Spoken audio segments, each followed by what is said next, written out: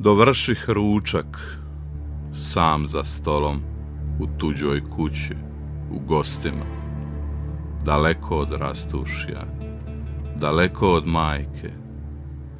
Htio bih da joj čestitam današnji god njen. Kraj mene nikog nema.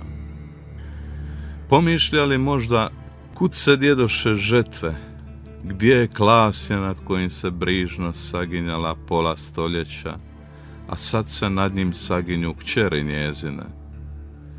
Mlađi joj je sin umro već davno, a stariji prvenac njen, onaj koga zovu pjesnik, ne mari za nju ni za kuću očinsku. Ti koja već godinama o meni misliš da sam te zaboravio, majko moja pačenice zemlje mojih pređa, zar doista ne vidiš srce mi razapeto krvari nad rodnim pragom, a ti po njemu gaziš i sjena se tvoja razastire duboko nad oranicama. A ja za tuđim stolom pišem obliven suzama.